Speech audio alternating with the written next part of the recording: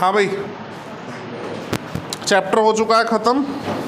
NCERT लाए हो, दिखा दो ज़रा शक्ल कैसी होती है, हम भी देख लें। 12 साल से आप कितने साल से ज़्यादा ही हो गए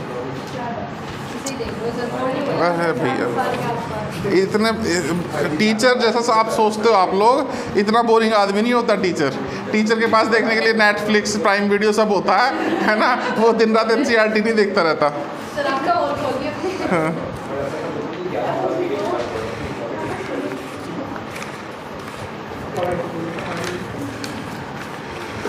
दिमाग की नसें फट जाती हैं अगर दिन रात एनसीईआरटी देखते तो। चलिए एग्जाम्पल डिस्कस करते हैं एनसीईआरटी के, फिर एक्सरसाइज डिस्कस करेंगे, बारी बारी दोनों की बात करेंगे। कुछ थियोरेटिकल क्वेश्चन है, कुछ न्यूमेरिकल है।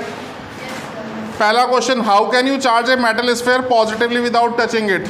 लंबी चौड़ी गाथा इन्होंने लिखी हुई है, सिंपल एक वर्ड का आंसर है इलेक्ट्रोस्टैटिक इंडक्शन। एक्सप्लेनेशन मैं आपको पहले दे चुका हूँ, अभी बैकअप लगाएंगे, दोबारा फिर एक्सप्लेन कर दूंगा डिटेल में, ठीक है। एक्सप्लेनेशन की नीड नहीं है, चाहिए क्या आंसर। बिना टच किए चार्ज डेवलप करना हो तो इंडक्शन। 3 मेथड होते हैं चार्ज डेवलप करने के, कंडक्शन, इंडक्शन और फ्रिक्शनल इलेक्ट्रिसिटी। फ्रिक्शनल इलेक्ट्रिसिटी में आपस में रगड़ के चार्ज आता है, कंडक्शन में छू के टच करके, और इंडक्शन में बिना टच किए, ठीक है। तो आंसर इंडक्शन, डायग्रामेटिकली उन्होंने एक्सप्लेन कर रखा है बड़े अच्छे से। नेक्स्ट क्वेश्चन आता है 1.2। 10 की पावर 9 इलेक्ट्रॉन ट्रांसफर किए जाएं एक बॉडी से दूसरी बॉडी में एवरी सेकंड, हर सेकंड 10 की पावर 9 इलेक्ट्रॉन दिए जाएं तो 1 कूलम चार्ज कलेक्ट करने में कितना समय लगेगा। ये क्वेश्चन मैं करा चुका हूं, फिर से बताऊं क्या। सिंपल है, 10 की पावर 9 मतलब शॉर्ट में बता देते हैं, चलो कोई बात नहीं। 10 की पावर 9 इलेक्ट्रॉन मतलब 100 करोड़ इलेक्ट्रॉन, याद है बताया था उस दिन। 100 करोड़ इलेक्ट्रॉन अगर एक बॉडी को हर सेकंड दिए जाए तो लगभग कितना समय लग जाएगा 1 कूलम का चार्ज डेवलप करने में। बेसिकली ये क्वेश्चन ये समझाने की कोशिश कर रहा है कि आप जिसको हल्के में लेते हो 1 कूलम का चार्ज, वो 1 कूलम का चार्ज इतना छोटा चार्ज नहीं होता, वो बहुत बड़ी वैल्यू होती है, ठीक है। हम ऐसी मजे मजे में बोलते रहते हैं ना, 1 coulomb 2 coulomb. 1 coulomb 2 coulomb is not so small value, ये अपने आप में अच्छी खासी वैल्यू होती है। तो देखो टाइम पूछा ना, कितना टाइम लगेगा। एक इलेक्ट्रॉन निकाल लो पहले तो ये देखो 1 कूलम के लिए कितने इलेक्ट्रॉन चाहिए। Q is equal two plus minus any quantization of charge से। ये हम किसकी बात कर रहे हैं, एग्जाम्पल 1.2 की बात कर रहे हैं हम। ये तो n की value Q by E, Q 1 coulomb, E आप जानते हैं कितना, तो इतने इलेक्ट्रॉन्स की जरूरत पड़ेगी। 1/1.6 इंटू 10 की पावर, इसको 10/1.6 लिख सकते हैं, 10 की पावर 18। एक उदाहरण ले लीजिए भाई यहाँ से, वैसे मुझे बोलना तो नहीं चाहिए। 10/2 होता तो 5 होता, लेकिन 2 से कम है तो 5 से ज़्यादा आएगा। ये अप्रॉक्सीमेटली आता है 6.025। इतने इलेक्ट्रॉन लगभग चाहिए तब जा कर के 1 कूलम कलेक्ट होगा। पहले भी बता रखा है मैंने, फिर बता देता हूँ। अब 100 करोड़ इलेक्ट्रॉन एवरी सेकेंड, एक सेकेंड में कितने इलेक्ट्रॉन, 10 की पावर 9 इलेक्ट्रॉन ट्रांसफर किए जा रहे हैं। तो ऐसे भी कह सकते हो 10 की पावर 9 इलेक्ट्रॉन एक सेकेंड में, एक इलेक्ट्रॉन ट्रांसफर होने में 1/10 की पावर 9 सेकेंड्स लग रहे हैं। तो इतने इलेक्ट्रॉन 6.25 या 6.025 इलेक्ट्रॉन ट्रांसफर होने में कितने लगेंगे, 1/10 की पावर 9 इंटू 6.25 इंटू 10 की पावर 6.25 इंटू 10 की पावर 9 सेकेंड्स लगेंगे। अब कितने ये सेकेंड्स में आया, साल में कितने होते हैं, एक साल में पहले भी बताया था मैंने, एक साल में कितने सेकंड होते हैं। टिकटॉक चला लो, रील देख लो, एक साल में कितने सेकंड होते हैं भाई, फिर भी नहीं पता तो तुम तो धरती में बोझ ही हो कतई। हाँ भाई कितने होते हैं, शर्म करो कहीं जाना। हाँ बोल बेटा। बहुत बढ़िया। इतने सेकंड होते हैं, डिवाइड कर दो तो ईयर में कितना कन्वर्ट हो जाएगा ये 1 आ जाएगा 1.98 इंटू 10 की पावर 2 ईयर्स, अप्रॉक्सीमेटली 198 ईयर्स या लगभग 200 साल लग जाएंगे एक कुलाम का चार्ज कलेक्ट करने में। मतलब तुम लोगों की 4-5 पीढ़ी निकल जाएंगी तब जाके एक कुलाम कलेक्ट होगा। परदादाजी ने देना शुरू करे 100 करोड़ इलेक्ट्रॉन तो पड़पोते के टाइम तक हो जाएगा एक कुलाम। समझ गए? 200 साल में 4 जनरेशन तो हो ही जाएंगी मेरे ख्याल से। बात समझ में आई? ये क्वेश्चन ना आने वाला है ना आएगा, ये सिर्फ ये समझाने का एक प्रयास है कि आपको समझ में आए कि कुलाम को हल्के में मत लो। 1 कुलाम बहुत बड़ी वैल्यू है, ठीक है? कोई कहे ना 1 कुलाम चार्ज के पहले कलेक्ट करके दिखा समझ रहे हो बात? नोट करना है कर लो, ठीक है? चलिए नेक्स्ट बात करते हैं 1.3। कितना पॉजिटिव और कितना नेगेटिव चार्ज है 1 कप पानी में? कराया था। ये मोल कॉन्सेप्ट का एप्लीकेशन है। ये रब कर दें भाई, हो गया बेटा? ये घर वाले कॉपी पेन यूँ दे के भेजे करें, चला ले करो थोड़ा थोड़ा सा इन्हें। अच्छा चलो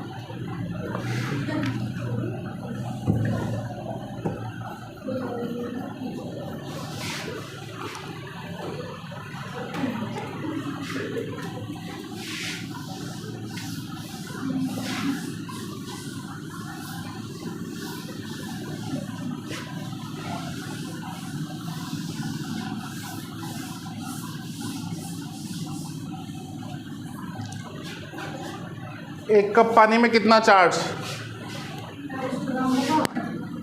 1 कप पानी लगभग 200 ml होता है। किताब वालों ने 250 लिया तो हम भी 250 ले लेते हैं। 250 ml। इत्तेफाक से पानी की डेंसिटी कितनी? जिसे याद नहीं है याद कर लेना, केमिस्ट्री में भी काम आती है। क्वेश्चन पूछा गया है calculate the molarity of pure water,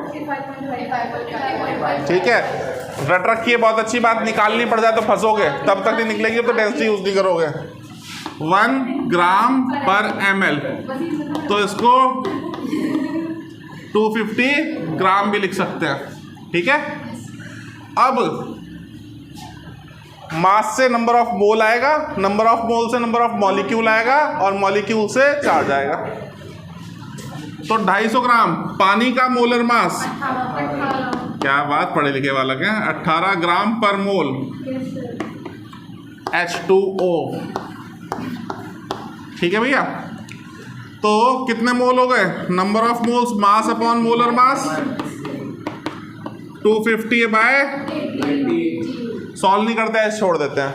ये क्या आया? Number of moles, number of molecules, number of moles into Avogadro number 250 6.023 होता है, 6 ले लो सिर्फ। इतने क्या है? मॉलिक्यूल्स। अब एक मॉलिक्यूल पे कितने? 10 इलेक्ट्रॉन और 10 प्रोटॉन्स। फिर ऑक्सीजन पे 8, हाइड्रोजन पे 1-1। तो नंबर ऑफ इलेक्ट्रॉन अगर चाहिए तो क्या करोगे? Number of electrons is equal to number of protons is equal to number of molecules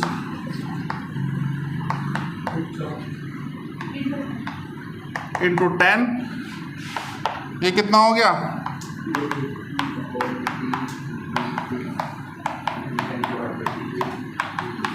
ये क्या आया? इलेक्ट्रॉन का नंबर, प्रोटॉन का नंबर।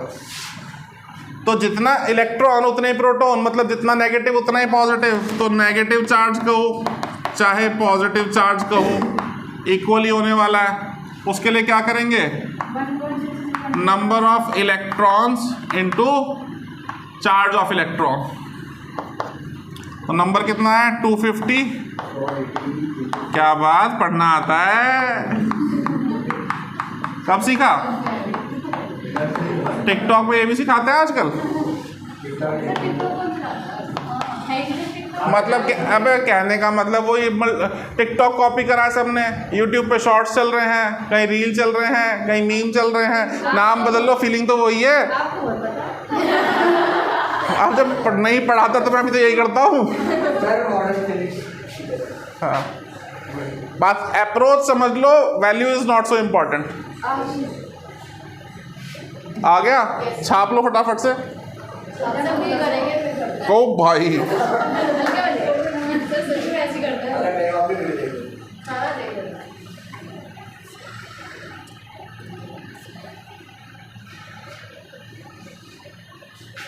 एग्जाम्पल 1.4 क्या कह रहा है? Coulomb law of electrostatic force between 2 point charges and Newton's law of gravitational force between two stationary point masses both have inverse square dependence on the distance between the charges and masses respectively. Compare the strength of these forces determining the ratio of their magnitudes. Electron proton के लिए, फिर दो proton के लिए, फिर किसके लिए है? एक्सीलरेशन निकालना है ना। फिर पहले तो फोर्स कंपेयर करनी है, इलेक्ट्रिक ग्रेविटेशनल, पहले एक इलेक्ट्रॉन एक प्रोटॉन के लिए, फिर दो प्रोटॉन के लिए, फिर इनका एक्सीलरेशन बताना है इलेक्ट्रॉन प्रोटॉन का, इलेक्ट्रिक फोर्स की वजह से कितना एक्सीलरेशन आएगा जब वो 1 एंगस्ट्रॉम के सेपरेशन पर होंगे। बहुत सिंपल क्वेश्चन है।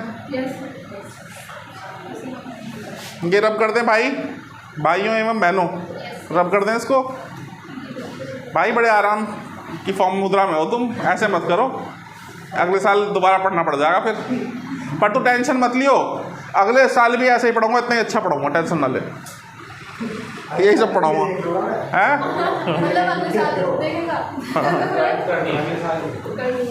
अबे नलायक हो, पढ़ लो, सीरियस हो जाओ।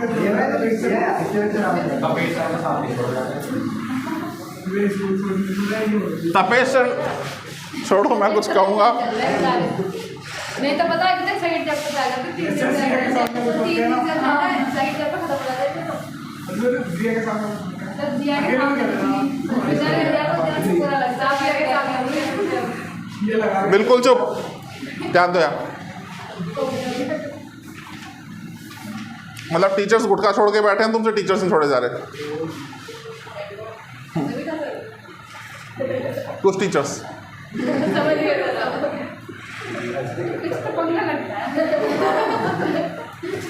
एक है भाई इलेक्ट्रॉन और एक प्रोटॉन, इलेक्ट्रिक और देखिए कौन सा नंबर है 1.4। एक है बेटा इलेक्ट्रॉन और एक है प्रोटॉन।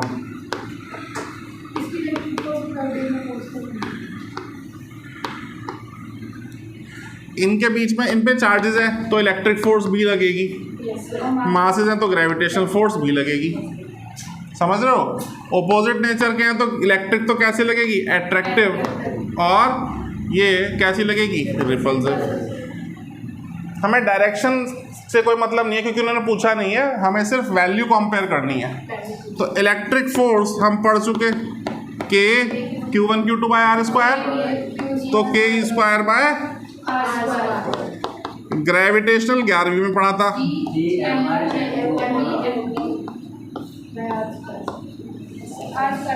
डिवाइड कर दो यार,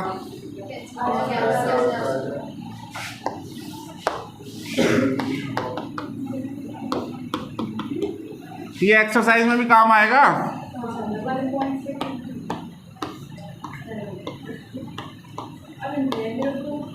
ठीक है, सॉल्व कर लेते हैं। के की वैल्यू 9 × 10 की पावर 9। जब पूछूं तब बोलो, भिंडी बाजार मत बनाओ, एक एक करके बोलना, ठीक है बेटा? गलती से लग गई, इसे कहते हैं मिस्टेक, गलती से मिस्टेक। ये तो हमेशा अट्रैक्टिव होती है। बत्ती जल गई मेरी भी, धूप ज़्यादा हो रही, गर्मी ज़्यादा हो रही यार। 1.6 10 की पावर -19 का स्क्वायर। जी की वैल्यू 6.67 10 की पावर -11। इलेक्ट्रॉन का मास 9.1। जिन्हें याद नहीं है रट लेना, पहले भी लिखवा चुका हूँ, दोबारा फिर बता दे रहा हूँ आज। 12वीं खत्म हो जाती है, चार्ज याद नहीं होते, सबकी वैल्यू बता देता हूँ, लगे हाथ याद आ गया तो। इलेक्ट्रॉन पे चार्ज -1.6 10⁻⁻19 कूलाम, प्रोटॉन पे चार्ज +1.6 10⁻⁻19 कूलाम, इलेक्ट्रॉन का मास 9.1 10⁻31 kg। प्रोटॉन का मास बता भाई। 1.67 into 10⁻⁻27। यही है क्या है? फिर से बोलते एक बार। 1.67 into 10⁻⁻27। क्या? kg 1.67 10⁻⁻27, ठीक है। न्यूट्रॉन का मास 1.67 लगभग इक्वल होते हैं, पूरी तरह नहीं, प्रोटॉन हल्का सा कम होता है, इसका होता है 26, इसका होता है 49, थोड़ा सा भारी होता है न्यूट्रॉन। अल्फा पार्टिकल की जरूरत पड़ती है, अल्फा पार्टिकल का चार्ज ट्वाइस ऑफ प्रोटॉन होता है, या ट्वाइस ऑफ E+ कह सकते हैं। अल्फा पार्टिकल के मास की जरूरत पड़ती है 4 times of mass of proton होता है, ठीक है। Mass of proton 1843 times heavy होता है इलेक्ट्रॉन से, नेग्लिजिबली मानो 2000 गुना, बहुत डिफरेंस आ गया। बात करते हैं यहाँ 9.1 10⁻⁻, और इनटू प्रोटॉन का मास 1.67 10⁻⁻। इसको सॉल्व कर लेंगे, तो सॉल्व करेंगे तो कैसे करेंगे भाई? 9 से 9.1 उड़ा दो, ठीक है। 1.6 दो बार आया, दो बार लिख लो। 1.6 10⁻38, 6.67 इंटू 10⁻11, ये एक 10⁻9 रह गया, और ये हो जाएगा हमारा कितना? 10⁻31 इंटू 1.67 10⁻27। अप्रॉक्सीमेटली निकाल रहे हैं, तो ये क्या हो जाएगा? ये ख़त्म, लगभग 16 चौके 64, लगभग 4 से ऊपर हल्का सा, तो ये 1/4 आ गया। 1/4 बोले तो कितना हो गया? 0.25। अब पावर गिन लो सारी की सारी। 10 की पावर -38 प्लस की 9, ये ऊपर जाके प्लस हो जाएगी, प्लस की 11 ये ऊपर जाके प्लस हो जाएगी, प्लस की 31 ये ऊपर जा करके प्लस हो जाएगी, प्लस की, अब देख लो, ठीक है। ये कितना हो गया? 27 और 31 कितना हो गया? 30 और 20 50, 7 और 1 8, 58 और 10 और 1 69 और 9 कुछ गड़बड़ तो नहीं? अबे यार आराम आराम, सब बोलोगे तो किसी का समझ में नहीं आएगा यार, आराम से।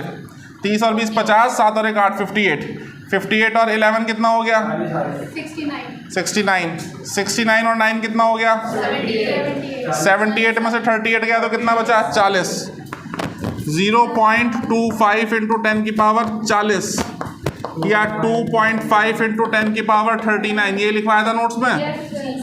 2.2 लिखवाया था मैंने, 2.5 आ गया। बात समझ में आ गई? तो खुद देखो इलेक्ट्रिक फोर्स कितनी स्ट्रांग है, कोई कंपैरिजन ही नहीं है। बट 2 टाइम्स हो जाए, दो बच्चों की लड़ाई हो रही है, फिजिक एक जैसा है, तो जज करना मुश्किल है कौन जीतेगा। लेकिन अगर एक का फिजिक डबल हो जाए तो अंधा भी बता देगा ये जीतेगा। डबल होने पे इंटू 10 हो जाए तो मंदबुद्धि इंसान, पागल आदमी बता देगा ये जीतेगा। इंटू 10 होने से तुम तो 39 बार 10 से मल्टीप्लाई कर रहे हो। सड़क पे चलते चलते गिर जाओ तो ग्रेविटेशनल फोर्स का इतना तगड़ा इम्पैक्ट आता है, घुटना छिल जाता है, 4 दिन लगते हैं ठीक होने में ग्रेविटेशनल फोर्स से। इलेक्ट्रिक फोर्स के इम्पैक्ट से क्या होगा? आया समझ? फटाफट से नोट कर लो।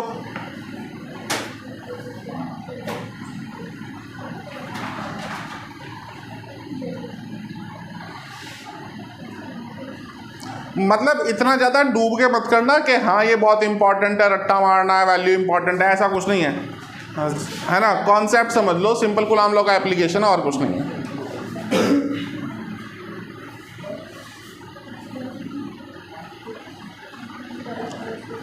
ये रेशो आया है किसका, इलेक्ट्रिक फोर्स और ग्रेविटेशनल फोर्स का। तो कह सकते हो इलेक्ट्रिक फोर्स इतनी स्ट्रांग है किससे, ग्रेविटेशनल से।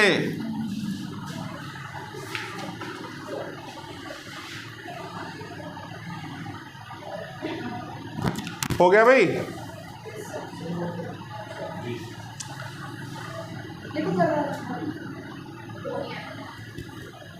दोबारा फिर देख लेते हैं एक बार सेकंड पार्ट में प्रोटॉन के लिए। तो वैल्यू थोड़ी बदल जाएगी, निकाल के बता कितनी हो जाएगी बहुत जल्दी से।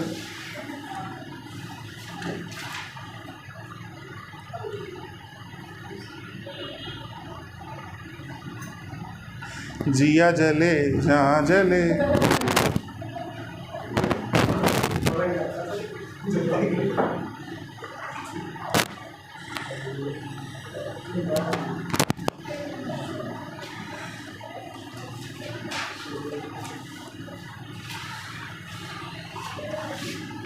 हो गया।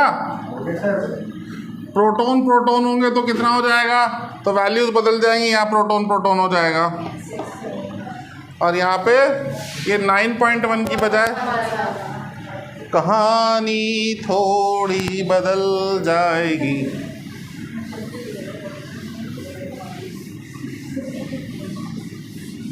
मैं टीचर ना होता तो मैं सिंगर होता।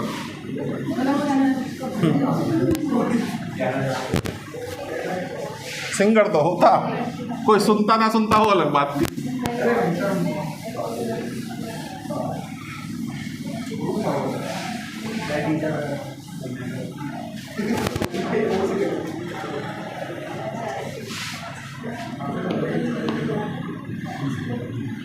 हाँ आगे क्या हुआ, फिर क्या हुआ? शर्म नहीं बिल्कुल भी, खौफ नाम की चीज के क्या होगा।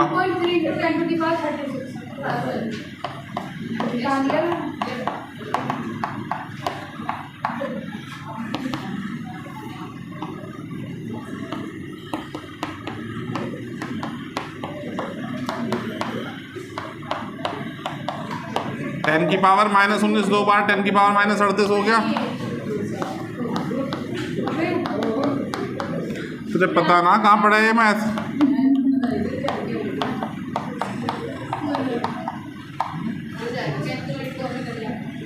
अच्छा जी,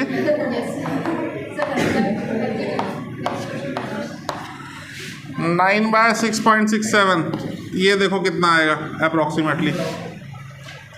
भाई 9/6 होता तो 3/2 होता, 3/2 होता तो 1.5 होता, लेकिन 6 से हल्का सा एक्स्ट्रा है तो 1.5 से थोड़ा सा कम आएगा। 1.3 या 1.4 कह सकते हो। पावर की बात कर लो, 10 की पावर 9 -38 + 11 + 54 और 10 65 और 9 कितना हो जाएगा 74 में से 38 गया, कितना बचेगा 74 में से 38 गया तो कितना बचेगा, पक्की बात है।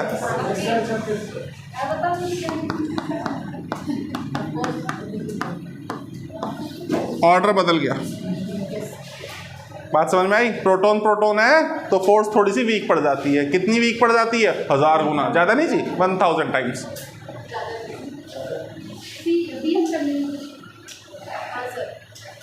कर दो तुम सब लोग है, लिख लो, लिखना फटाफट से। तो पेन चला लो यार, फिजिक्स केमिस्ट्री मैथ पीसी के बच्चे।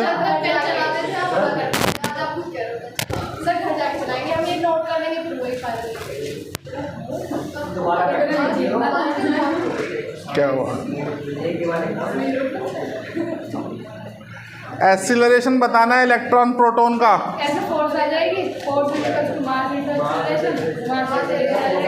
इलेक्ट्रिक फोर्स की वजह से।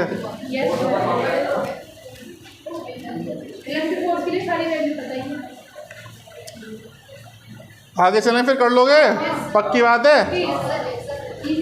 ये कौन सा हाथ था, ये कौन, ये हाँ वाला ना वाला।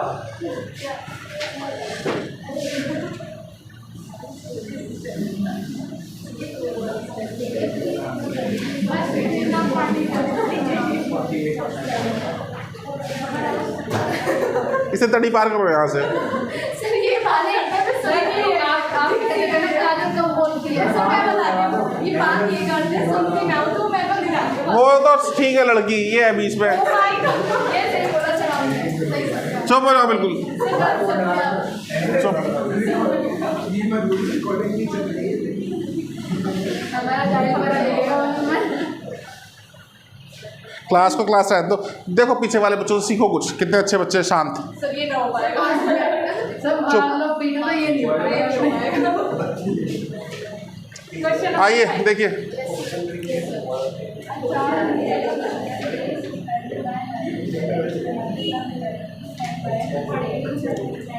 वन 1.5 क्या कह रहा है? एक मेटलिक स्फेयर है, लटका हुआ है नायलॉन थ्रेड से।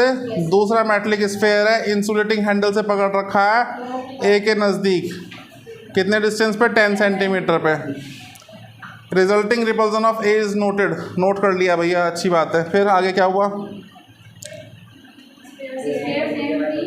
दोनों को रिमूव कर दिया। फिर क्या हुआ? और टच किया सी और डी के साथ दोनों को। सी और डी पे पहले कोई चार्ज नहीं था, अनचार्ज थे।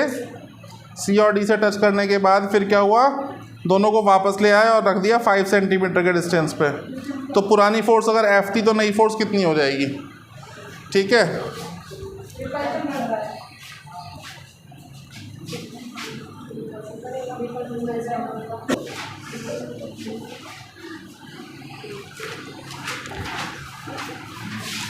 बड़ा ही अच्छा क्वेश्चन है ये। आपने बताइए हमको किस क्वेश्चन में देंगे? तो सिंपल क्वेश्चन तो आते हैं। चार्जिंग हाफ हो जाएगा। ये ऐसे था,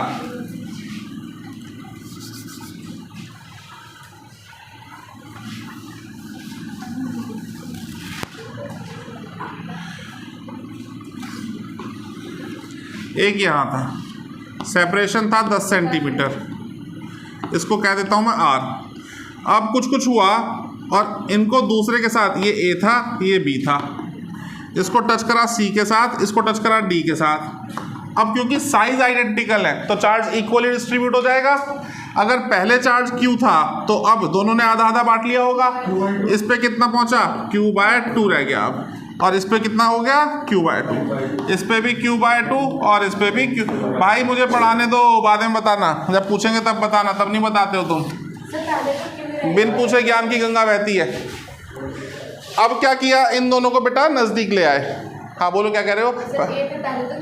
पहले Q था, लेकिन जब टच कर दिया तो आधा C ले गया ना उसका। तो जो हम पहले की फोर्स निकालेंगे तो क्यों रख के निकालेंगे? पहले की निकाली का, मैं तो सिचुएशन डिस्क्राइब कर रहा हूँ, अभी फोर्स निकाली का।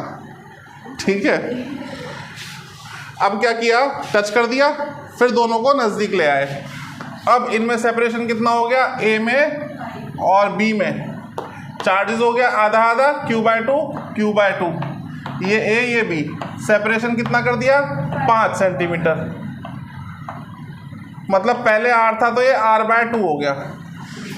अब पुराने वाली फोर्स जब इन पे चार्ज QQ हुआ करता था उस समय F थी, तो F की वैल्यू क्या होगी? KQ/R²,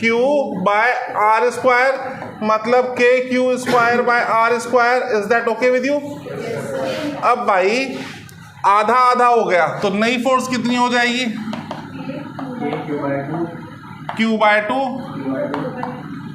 ठीक है, और डिस्टेंस R/2। सॉल्व करते हैं तो ये क्या हो जाएगा? KQ²/4 और नीचे क्या हो गया? R²/4। 4 ने 4 को मार गिराया, बचा क्या?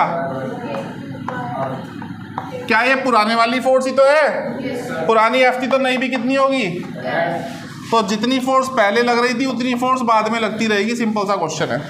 इसमें कोई डाउट है तो बताइए, नहीं है तो नोट कर लो। आगे चलते हैं भाई।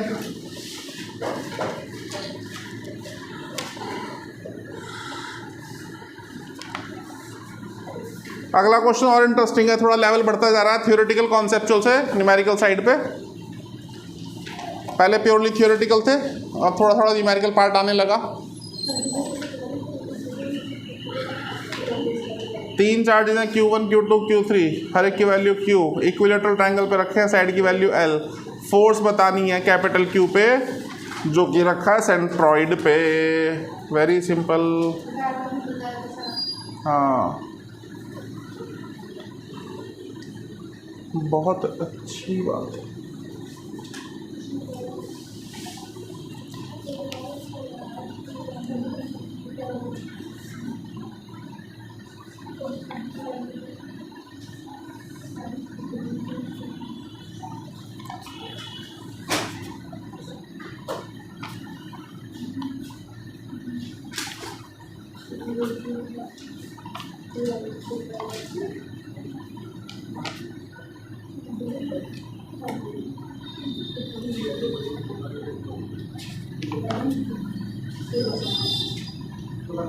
हो गया बेटा सबका ये?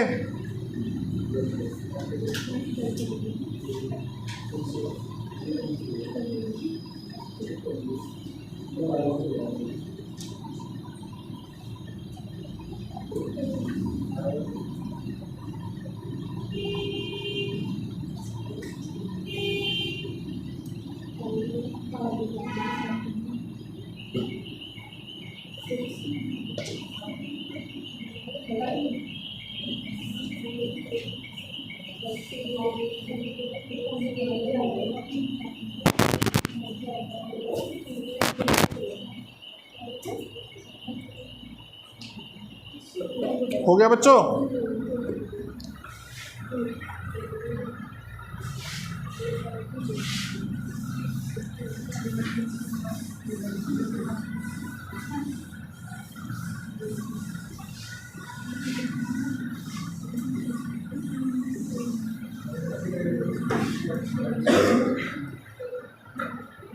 वन 1.6 की बात कर रहे हैं। देखिए यहाँ सब लोग, इक्विलेटरल ट्रायंगल है, चार्ज रखे हैं कॉर्नर पे Q, Q और Q। इक्विलेटरल ट्रायंगल की साइड L, सेंट्रॉइड पे एक चार्ज रखा है कैपिटल Q, यहाँ रख दिया कैपिटल Q। इस पे फोर्स पूछ रहे हैं, तो ये वाला क्या करेगा? रिपेल ऐसे, लेट इट बी F। ये वाला क्या करेगा? रिपेल ऐसे, let it be F। Late करने की जरूरत नहीं है, एक को लेट करोगे तो दूसरा अपने आप ही F आएगा, क्योंकि डायमेंशन सेम है, डिस्टेंस सेम है, चार्ज सेम है, तो फोर्स भी सेम ही रहेगी। एक की F तो दूसरे की भी F, इसकी भी F। अब ये फोर्सेस आपस में कितना कितना एंगल बना रही है? 120 डिग्री।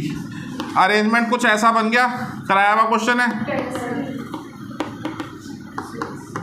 पूरा 360, तो ये 120, ये 120, ये 120। इतने 120 की ज़रूरत नहीं है, ज़्यादा हो गए हैं वैसे 120, पर हमें ज़रूरत नहीं है। तो F और F दो इक्वल फोर्सेस, इक्वल फोर्सेस का रिजल्टेंट उनके बीच से निकलता है। अगर एक बड़ी है एक छोटी है तो बड़े वाले की तरफ झुक जाता है, अगर इक्वल है तो बीच से निकलता है, तो इन दोनों का तो बीच से ही आएगा। अब 120 डिग्री पे इक्वल भी हो जाता है, मजे की बात, तो इनका रिजल्टेंट क्या आएगा? F। और ये वाला F इस F को खा जाएगा। जब खा जाएगा तो रिजल्टेंट कितना हो जाएगा? तो नेट फोर्स कितना हो जाएगा? कोई डाउट? आया नहीं आया? वो बेटा ये पॉजिटिव, ये भी पॉजिटिव, पॉजिटिव पॉजिटिव क्या करेंगे? ये मत सोचना रिकॉर्डिंग चल रही है तो बोलोगे नहीं, पूछोगे नहीं, खुल के पूछो, खुल के बोलो, लेकिन टॉपिक के बारे में, ठीक है? जो भी छोटे से छोटे डाउट है क्लियर कर लो, है ना? बताओ, ये दोनों पॉजिटिव तो रिपल्सन ही तो होगा ऐसे, ये दोनों पॉजिटिव तो रिपल्सन ही तो होगा, ये दोनों भी पॉजिटिव, तीन फोर्सेस दिख गई। अरेंजमेंट ऐसा ही बनेगा बेटा। और बताओ, और क्या डाउट है? इन दोनों का रिजल्टेंट F आएगा, मैथ्स बैकग्राउंड है, दोनों का F आएगा, बीच में से आएगा, तो जिसका रिजल्टेंट ले लिया उसको तो भूल जाओ, खत्म करो, उनका रिजल्टेंट ले लिया ना। अब ये दो फोर्सेस बची और ऑपोजिट डायरेक्शन में, मैग्नीट्यूड में इक्वल है, तो एक दूसरे को कैंसिल कर देंगी। नेट फोर्स कितनी हो गई? 0। आंसर भी क्या हो गया? नोट कर लो।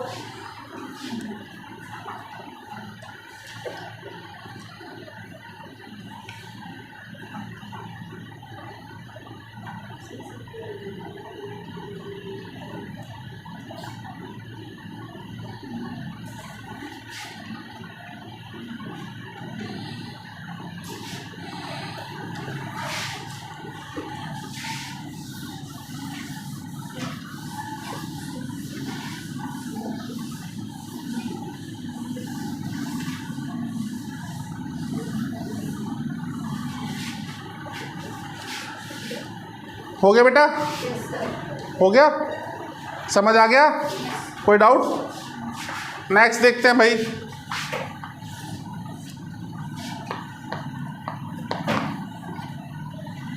फिर से इक्विलेटरल ट्रायंगल, यहाँ माइनस क्यू, यहाँ प्लस क्यू, यहाँ प्लस क्यू, ये लेंथ L, ये L, ये L। पूछ रहे force on any one charge या force on each charge due to the other two. तो बारी बारी निकालते हैं, पहले इसकी बात करते हैं। ये इस बार कैसा है? नेगेटिव। ये कैसा है? पॉजिटिव। तो क्या करेगा? अट्रैक्ट। इसकी फोर्स F, तो इसकी भी तो F। एंगल कितना है? 60 डिग्री पे दो इक्वल वेक्टर का रिजल्टेंट √3 टाइम्स आता है। कितना आता है? निकाल के बताऊं कैसे आता है? शाबाश। रिजल्टेंट का formula a² + b² + 2ab cos theta. 11वीं में रट्टा लगवाया होगा, नहीं लगवाया तो अब लगा लेना। a और b अगर बराबर हैं और थीटा की वैल्यू अगर 60 है तो ये क्या हो जाएगा? a² + a² + 2a² × 1/2 होगा, नहीं होगा? 2 से 2 खत्म। ये a² कितने a²?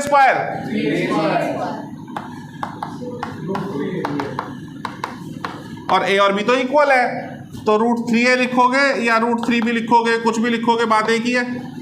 तो मैं यही तो कह रहा था, दो वेक्टर अगर बराबर हैं और एंगल कितना है? 60 डिग्री, तो कितना आएगा? आएगा नहीं आएगा? ऐसे ही बता देता हूँ, अगर 90 डिग्री होता है तो कितना आता है? √2f। कितने पे? 90 डिग्री पे। ये जल्दी क्वेश्चन कराने के लिए है, ध्यान रखना। जिसको नहीं पता पता कर लो, रट लो। आया नहीं आया?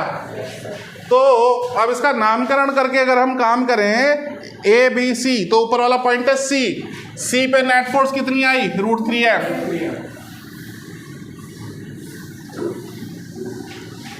C पे नेट फोर्स आई हमारी √3f। इसको NCERT वालों ने बोला है, ये है भैया A for Amarpal, B for Bhurelal, C for Chunnilal. तो चुन्नीलाल पे फोर्स बताओ। चुन्नीलाल पे कितनी फोर्स? चुन्नी तो लाल ही होती है, हरी भी होती है, ठीक है। तो F नेट ऑन C कितना हो गया? √3f। यहाँ F की वैल्यू कितनी लोगे? K Q अपॉन डिस्टेंस का स्क्वायर। डिस्टेंस कितना है? L। ये आंसर है।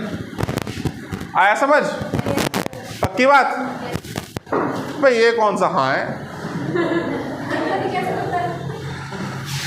तुम पहले किसी और प्लेनेट पे थे? नहीं, अर्थ पे तो सब जगह हाँ का मतलब यही होता है। अच्छा, वो मूवी मार्शियन तुम्हारे ऊपर तो नहीं बनी? इसकी बात करें भाई, अमरपाल पे फोर्स निकालते हैं। चलो, तो अमरपाल को ये क्या करेगा? अट्रैक्ट। कैसे? ऐसे। और ये क्या करेगा? रिपेल। कैसे? ऐसे। तो दो फोर्स इक्वल आ गई। एंगल पूरा 180 होता है, ये 60 है।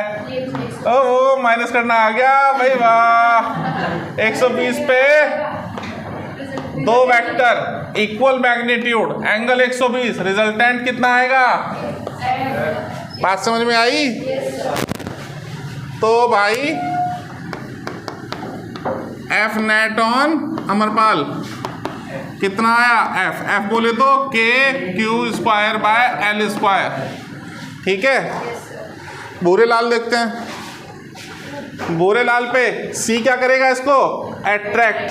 अपोजिट नेचर के है ना, प्यार मोहब्बत हो जाएगी इनमें, है ना, खैचतानी मच गई। तो ये F और ये क्या करेगा? ये धक्का देगा इधर को, F एंगल फिर 120, रिजल्टेंट F।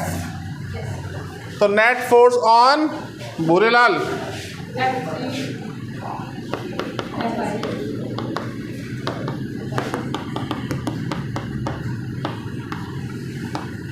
आया?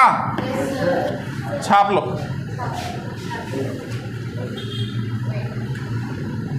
देखिए बार बारिश हो रही क्या?